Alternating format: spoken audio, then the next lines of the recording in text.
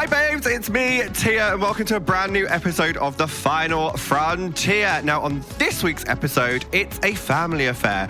She's my drag granddaughter. She is the star, in my opinion, of Drag Race UK Series 6. She's a runway queen, a poet, and a burlesque artiste. It's Marmalade.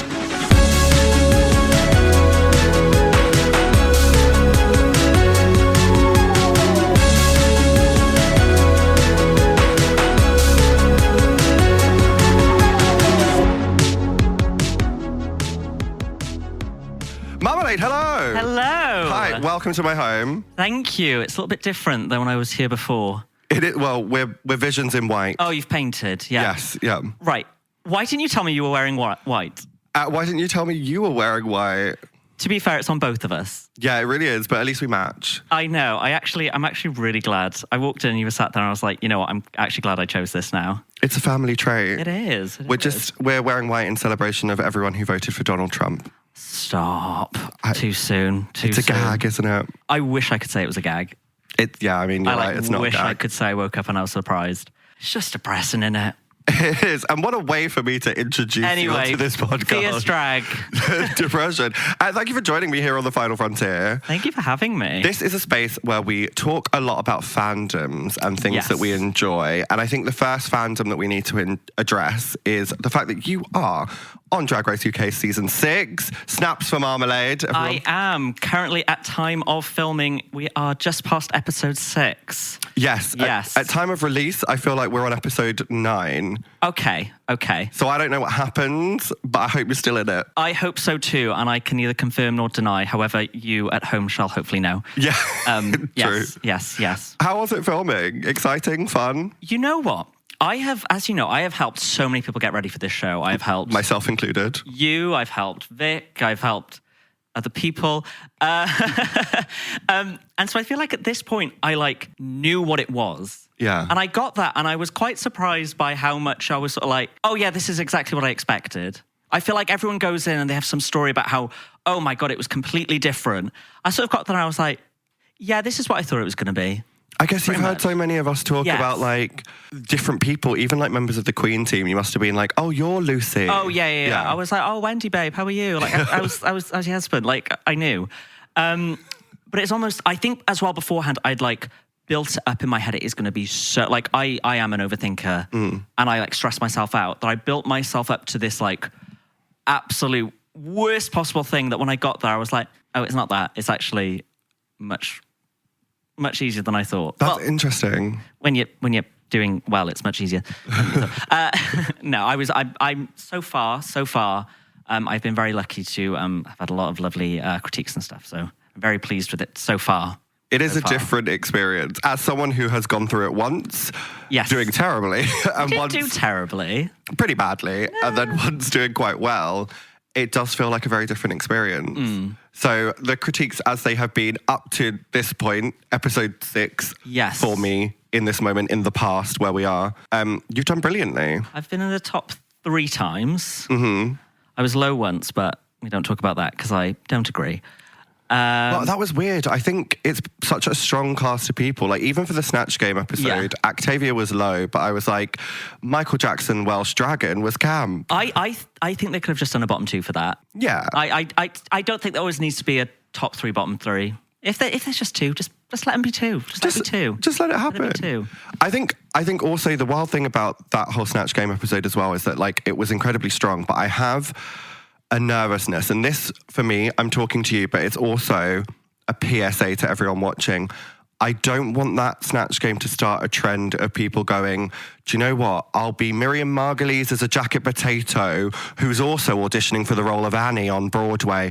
Yeah. I think it worked once. Let's leave it there. No, I agree. I think as well, what was so great about Chara is, first of all, it was a surprise, but also she had a storyline to it. She had a story arc of I'm going for this role, I got this role, I don't have this role, I'm moving on. It was a full-on story which made it great, and it was thought out. And I think the worry is that someone's now going to go, oh, that worked, let me do a half-baked, I'm these two because it's funny. And then you got Release. So I still think Release was trying to figure out what character she played. Rihanna as Sammy as Rihanna.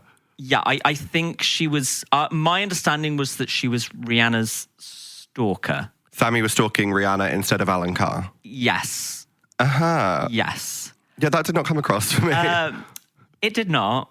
Bless her. But honestly, it was a really strong Snatch game. I was like sat in that first position. And the way it's filmed, as you know, when they edit it, they sort of bounce around with who's answering, but you go down the line. So I answered first every single question. Yeah.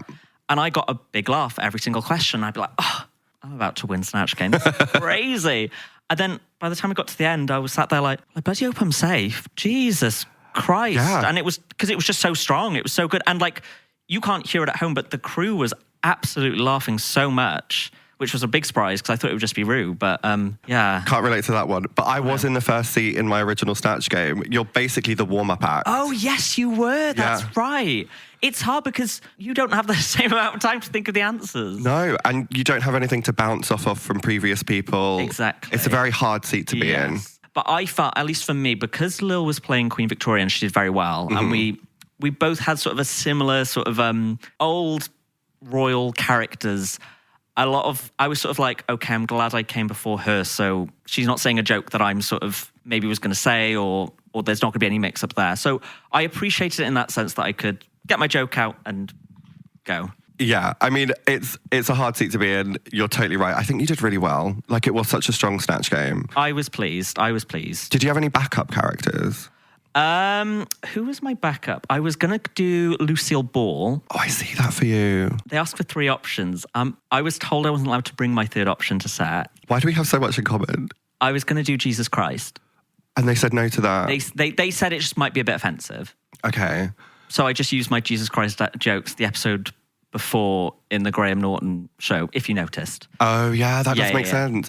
And I was just going to do my boy hair. And then I think the other backup, I think I brought like Mother Nature, I think it was my but there was no way I was going to do that. No, too quirky. Yeah. I will tell you after the filming who I think I've already told you who I auditioned for season 2 with. You have, and it's escaping me. I will not say it here because, but they told me, you can't bring that with you. It's not an option. It can't happen. So I relate to that very strongly. Yeah. So some people's options for their audition tapes are wild.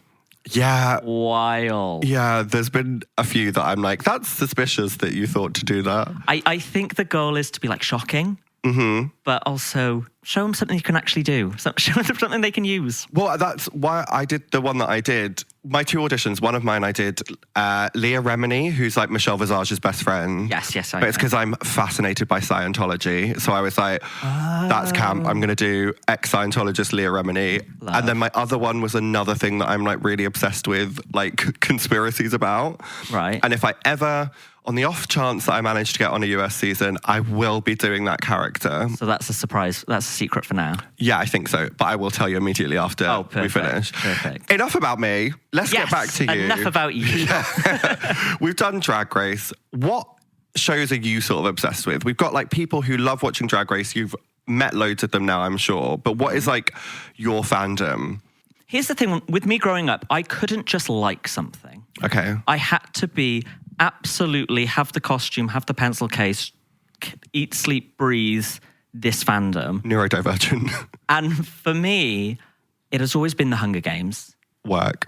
My mum at first didn't let me read the books because she said it's too violent. It's children killing themselves or killing each other, I should say. And eventually she caved, and I like absolutely fell in love. And it was, I think the first film had just come out, and I like read all the books in a matter of months.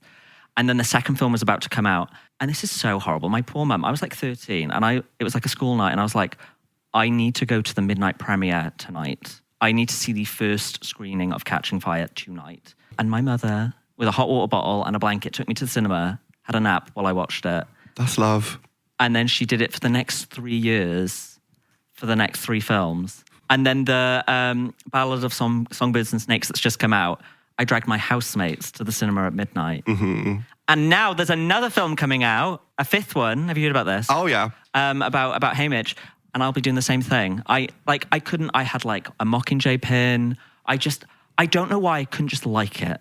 I had to know every word, and I had to like it the most. I see that. I couldn't know someone that knew more than me. I had to know all the knowledge. I'm like really gutted now on Versus the World. I literally did a Mockingjay reference and I should have got you to make it. I would have died to make that. I need to do, now that I think about it, a lot of like my fashion sense, like thinking back to what I've worn on the season so far, there is like a certain like capital, opulent. Oh yeah. Sort of ridiculous sort of influence to it. And I'm thinking back now, I've never done like a Hunger Games look. But you are sort of doing it. But I've never, yeah. Your drag name should have been Effie Twinkit. Stop it. That is There's still time. There's still time. There's still time. There's still time. Me coming back for Versus. Yeah. Changing my name. Do not give me any ideas. We should put a whole like Hunger Games show together. We should. I'll be Ru, but in a bald cap and glasses and a suit as RuPaul. Oh my God, yes. You can be Effie. Yes. Who's everyone else? Who have we got? Who can we call on? I'm also obsessed with the Hunger Games, and I used to write the pantos for the Two Brewers. Oh yes. And just before I got on Drag Race, the next panto was going to be the Hunger Gays, which they've now done. They've done now, haven't they? And I was going to cast myself as Blackness Everqueen. Stop it. Yeah. So there's still time for us to do that. Oh, absolutely. We can bring it back. Absolutely. But yeah, do you know what I always didn't like about the films? Okay. I mean, it feels weird to now jump onto what I didn't like. And I guess it was the same with because I was like a young adult reader, like Divergent, all of it. Like I like got into it. Okay. I hated, and this might be controversial, I hated like the love triangles. I hated the Team Peter or Team Gail. Yeah. I don't care. Team Edward, Team... Yeah. What's the other one called? Jacob. I don't care. Mm-hmm. Call me a feminist. I want to know what she's doing. I agree. It's at the start of the second film, and she's about to go on the Victor's tour. Mm-hmm. And Gail's like, do you still love me? And I'm like, she has just survived the Hunger Games. Yeah. She nearly died 83 times. And the only way she survived is because she's, at least at this point, pretending to be in love with this boy. Yeah. She has just told you that President Snow has come and threatened her life, your life, and his life, and you're saying, oh, why don't you give me a kiss? Get lost. Get a grip. Get lost. Like, get real. It's like so annoying. Like, perspective. I'm like, are you serious? No, that's so true. And his trajectory as well is like literally, he's basically responsible for like killing Katniss's little sister. Yes. Yeah. So like her protecting Prim in the beginning and like being in love with Gail, who by the way is really boring. Yeah. Like Peter can paint himself to look like a rock. That's cool. And also, do you know in the book they kind of allude to the fact that they're like related? Well, they all must be because they're like ghettoized into these areas. But they like really hinted. I was rereading it, I hadn't noticed, and I was like, yeah. Okay. But also, I'm not letting Peter off the hook either, because when they went on the Victor's tour, I remember they kissed and he was like, it's almost like that kiss was real. I'm like, she is keeping you alive. Yeah, single-handedly. She is keeping, how much more could she love you? She's 16. Let it be. Let her live. Let her do her GCSEs and not get killed. How about that? How about that? I wonder if they have any education system in Pan Am. I haven't read the books, so I don't know. They do. They go to school because Peter used to watch Katniss walk home from school every day. Oh my God, you're so right. Yeah. That is a thing. Right. It's to the point, if my housemate is watching the film, if there's one line said, I know which film, and I know exactly what's going on. And it could be the most simple line. I can sit there and I actually watched it this week, and I was doing my makeup and I was just reciting the script in the same intonations, everything. And my housemate came in and went, "You're a psychopath." And I was like, I know. I want to see you perform a lip sync that seems like you're just doing like a Hunger Games lip sync, but then an hour and 45 minutes later, you've actually done the whole film. I need to do that. Do you know how like Rocky Horror, you'll go to a Rocky Horror screening and they'll perform it and it'll be on the screen behind. Mm-hmm. I need to do that. Me, Hunger Games, different wigs, every part. Okay, I see it. Every part. All 24 tributes. Out of all the other tributes across the films, ignoring Katniss, Peter, who's your fave? Oh, who's my fave? I always really loved Thrash because I thought the way he like had like respect for Rue, didn't then kill Katniss. I always loved him. Yeah. Not a wise choice in retrospect. No, but I always loved Finnick. Okay, this might just be a list of the ones that I'd shag. Honestly valid. Joanna, love Love. Yeah. Love. She's quite intense, but like... Do you know what I love? She is like the perfect like young adult character. There was like a point in the second film, I can't remember if it's in the book, where she's like in the arena and she goes, what if we burn down your house, President Snow? And everyone's shocked that she said it. And she goes, what? You can't hurt me. There's no one left I love.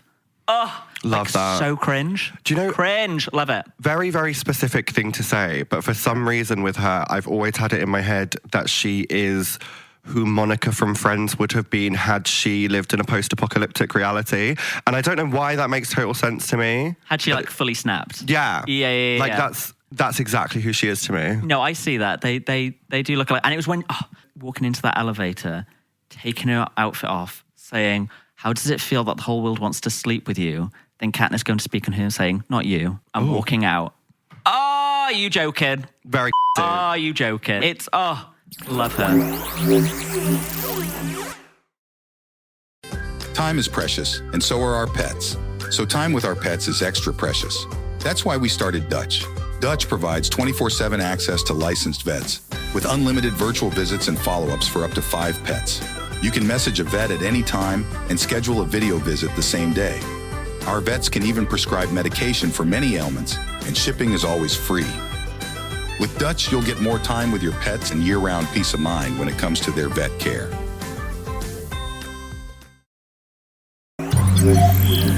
So in terms of the wider like YA genre, like firstly I have to ask you what happens at the end of the Divergent series because they never made that final film and I haven't read the books. Do you not know? I have no idea what happens at the end. This is like a huge spoiler. They just left me hanging. Do you want to actually know? Yeah, because they're not going to make that TV series. Okay, this is a huge spoiler. Skip ahead 10 seconds if you're gonna watch it, whatever. She dies. Triss dies. And I'm not joking. I'm not doing a bit. The last book, it's all written from her perspective, but the last book is split between her and Tobias's. It, like each chapter bounces back and forth, and she dies at the end of the book. Doing what? Saving the world, surely. I actually can't remember. That was I don't think I ever reread Divergent. And I was they were sort of like Hunger Games and Divergent had like a rivalry, and so I was Camp Hunger Games. Yeah. It mattered to me. I have a feeling she was in some sort of like room and like she asphyxiated or something. I don't know why that's in my head. But like she freed Chicago and now everyone's Divergent. Like something. She saved the world. Yeah, classic.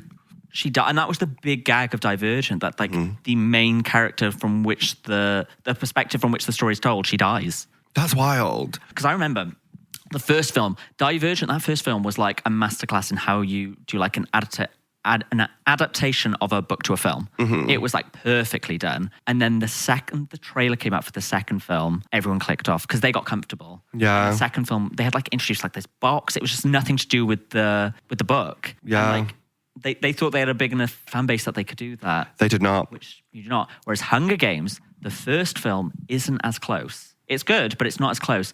And they realized, and then from the second film onwards, they got super in on the detail because they knew who their fans were and they knew who were watching. I will say Catching Fire is the best book to film adaptation there is. Oh my God, that's so specific. That they fit all of that plot into a 2-hour film, which was a full pre-plot about this tour, about the start of an uprising, this romance, and then a full-on Hunger Games, but not only Hunger Games All-Stars, Hunger Games All-Winners, into a 2-hour film, and it not feel rushed or overcrowded is crazy. It's my favorite film ever. I still watch that film and think, how have they done this? And it is fantastic. Not Hunger Games All-Winners. Yeah. So Jinx Monsoon is Candice 17. Yeah. I saw a tweet and it was a picture of, do you remember Mags, the old woman from District 4? Yeah.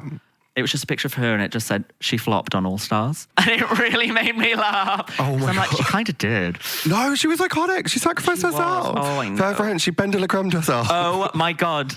Yeah, I'm going home.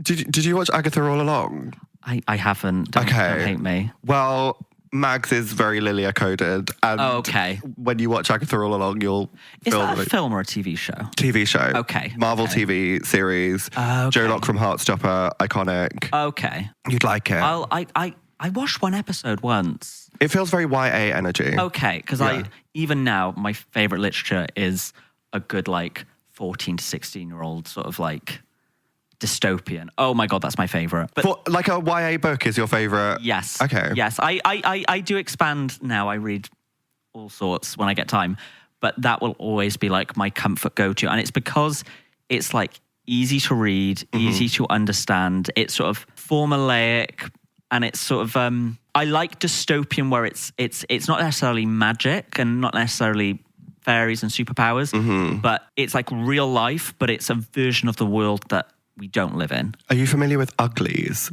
Yes, they just made a film adaptation. Yeah, it's bad. And it was, okay, I was going to say it wasn't very good, but I didn't want to. No, I'll say it. It was bad. Yeah, it was not very good. It was wild. And there's a second one. They're doing a second one. You know what? Do you know what's funny about that film? I watched it with a friend, and we got about halfway in, we shagged. And then there was about, I don't know if I can say that, but we shagged.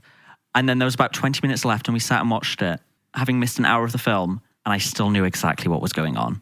It was like that, like typical of a storyline. Yeah, but like that's how like that film, I was like, this is, I feel like maybe I shouldn't have said that. Like, No, it's calm. It's calm. I am a gay man that has sex. Sorry, ma'am.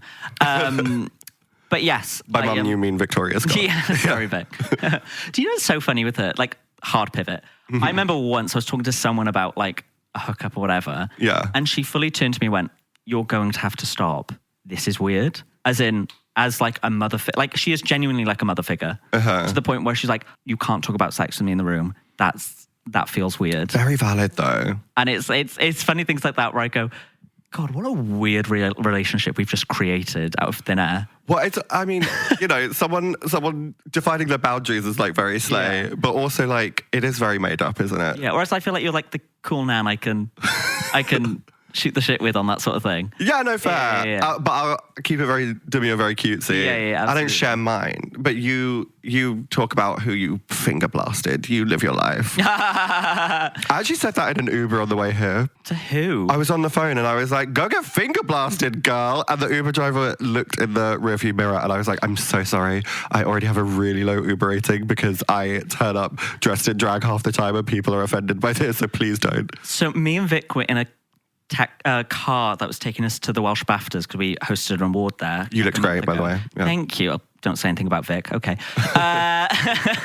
No, but I had just come back from Gran Canaria. Yes. For it was, what was it? It was Winter Warmer / Fetish Week. So this story has already started. Whilst I did not indulge in anything. I was a full on like nun when I was there. I had a great time. But I saw some things, and I was explaining the things that I saw.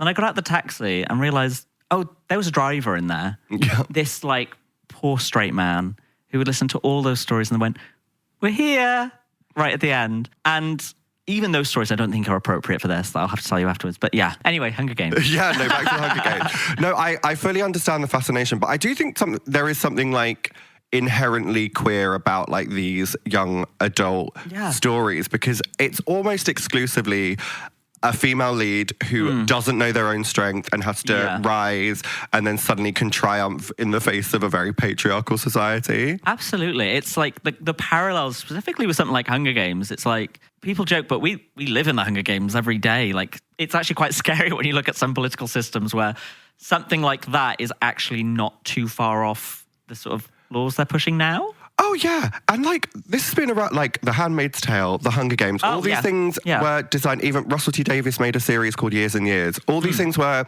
designed to serve as a warning. Yes. And we watched it and we went, oh, wow, that could never happen. Meanwhile, Donald Trump is back in power as if he's not the President Snow of drag. Why was that automatic to come out of my mouth? The President Snow of, like, modern times. Yeah, you are so right. It's so crazy. Everyone ignores the warning signs. We're probably about to have lots of things overturned in the United States that will make it dangerous for people to, even more dangerous for people to live there. And it's not fun. And they're becoming, sorry for this monologue, it's becoming, you know, back in the day, people used to be like, oh, maybe I'll move to Canada, as if that was like also safe. No, we're getting into very dangerous times everywhere across the globe. I don't know where I'm going to run and hide.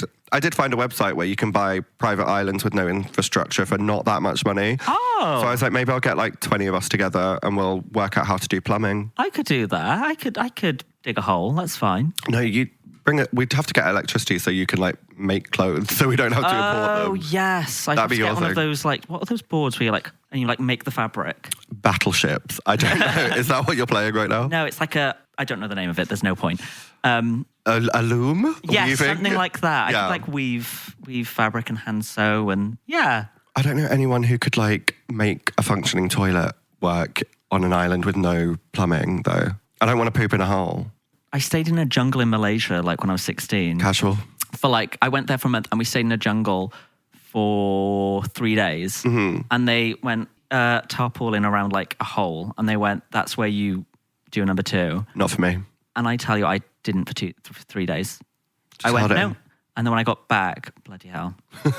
I was not constipated. It was sheer will that I was like, that's not about me, babe. It just fell out. Yeah. Dude, I keep staring. If you are just listening to this, you cannot see, but I keep staring at how perfect your eyebrows are. Oh, stop it. It's like really distracting me from the conversation. I just came from the Paddington premiere and I like did my eyebrows so wonky. I don't think it shows in the pictures. Don't go and look. But all the pictures, I was like, don't look at me straight on. Ooh. Well, that's the thing. Producer Poppy has now changed the angles that we normally film this podcast at. And usually I have the blessing of only really being seen from one side, so no one can clock. But you can't really see my eyebrows today because I experimented. But I was saying they almost look faded, but they're like nice. I like it. Like you've got eyebrows, but I think it's like matching the wig. I don't know. It looks really pretty. Tried to do like a ginger ombre moment, but I've gone too dark at the ends and not blended it in enough. I'll watch it back and I'll text you. But yeah, after editor Richard whacks on the filter, there's going to be no eyebrow. You're just going to see brown bits at the end. Oh, perfect. Don't take the filter off though, thank you. Perfect. I don't even want to be able to see my face. No, it's just season 1 US Drag Race blur. Yeah. Oh, please. That's the dream. Marmalade, you would not believe this, but producer Poppy is looming in the background, which means we've actually come to the end. What? Of the episode. Yeah, we've been talking for a while, but it doesn't feel like it. Yeah, we've just been having a nice chat. Oh, damn, I didn't even get to ask you about what you thought about my Doctor Who runway. Oh, before we do this, let's talk about your Doctor Who runway. It was the best one of the episode, hands down. Thank you. I agree. I've spoken about it at length with a lot of people. You can see the thought process that you are Lady of the Time Lords. You said that you started Gallifrey, but I know that doesn't actually make sense, but in your version of reality, you're not Tecteun from the Flux series. You are your own version of the founder of Gallifrey. I got like a drag regeneration of Rassilon, leader of the Time Lords. It was very that. I thought it was an interesting set of runways. As a big Doctor Who fan, I'll be honest, some of them offended me. My worries, I don't know. I've watched it, but I don't know it super well. It always terrified me. But I saw that list and I was like, I cannot let Tia down. I cannot. You did not. So I was like, I want to do a Time Lord. I want to do something I know. And I'm so glad no one else did that. Everyone else went aliens or some sort of villain. Yeah. So I'm glad I was like distinct in that. But I was gutted that Zahira didn't, because I know Zahira is a massive Doctor Who fan. Yes. Zahira didn't get to walk that runway. But yes. Yeah. Oh, bless her. Yeah. But I will say, I'm going to defend Octavia, actually, because everyone hated, the pot noodle. Michelle was hating on the pot noodle, but instantly I was like, it's a Weeping Angels reference. That hair has to be made of stone. It does. It did sort of give that. I said she was a Brussels sprout at the hairdressers, but that's just me. Scary, but that could be in Doctor Who. I do think she looked really cool. I thought it was, I think she was wearing a white tight. I would have liked a little of the mottled green down the leg. Oh, I didn't notice that. I see. She was either wearing a white tight or she is very pale naturally and was bare-legged. Nude. I can't remember. Her nude to me is a white tight. Oh, yeah. Yeah. Okay, so who offended you? Go. Who offended? I Give think me one. Go on. Because I'm very serious about Doctor Who, the silly ones were upsetting to me. I was like, I don't like this milky titty situation. That's very rude and not very Doctor Who. So I was upset about that. I'm not going to lie. I was like, Lamar, take it seriously.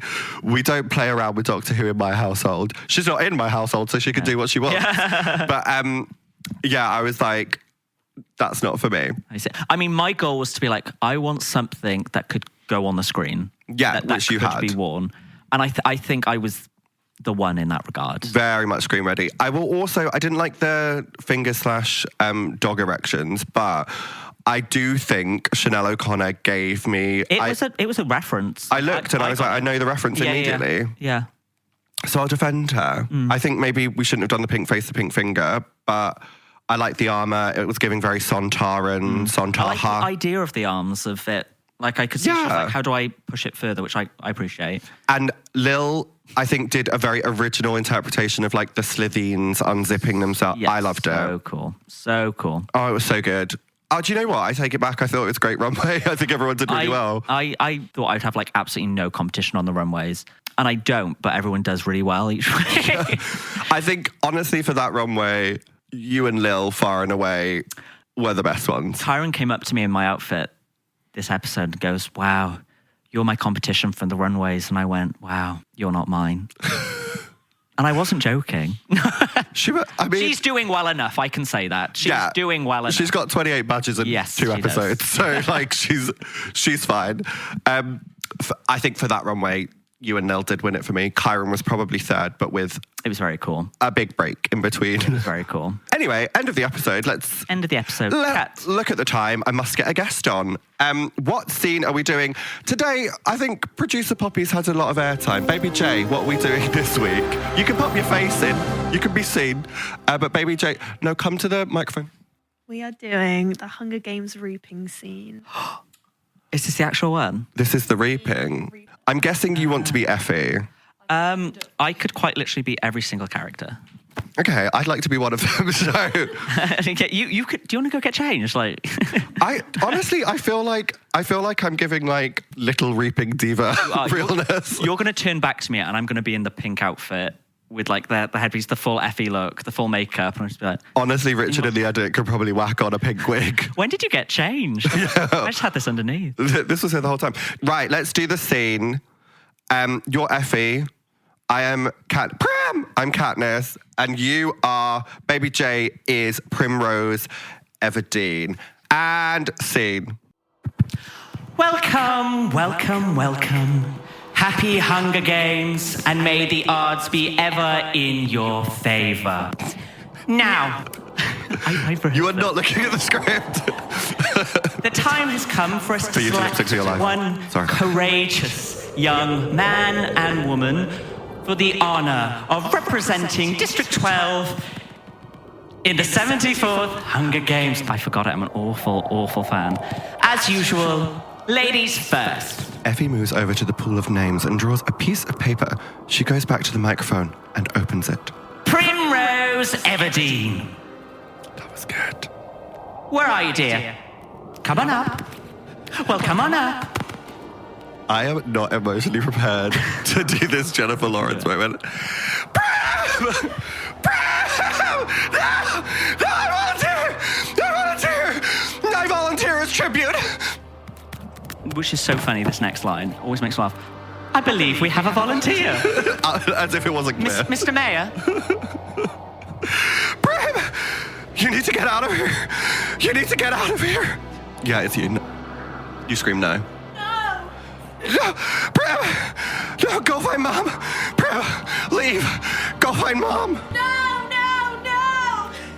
A dramatic turn of events here in District 12. Yes, well, District 12's very first volunteer. Coming up, dear. What's your name? Katniss Everdeen? Well, I bet my hat that was your sister, wasn't it? Yes. Let's have a big round of applause for our very first volunteer, Katniss Everdeen. Thanks, girls. And they all do this. Honestly. That's actually pathetic how much I knew that. That was pretty iconic. If you watch the film back, my intonations were spot on. I know how she says all those lines. We should do a side-by-side TikTok. This scene, I don't know how you knew. This scene specifically, doing I think it was like me always wanting to do drag. I was like, I would like watch him practice the voice.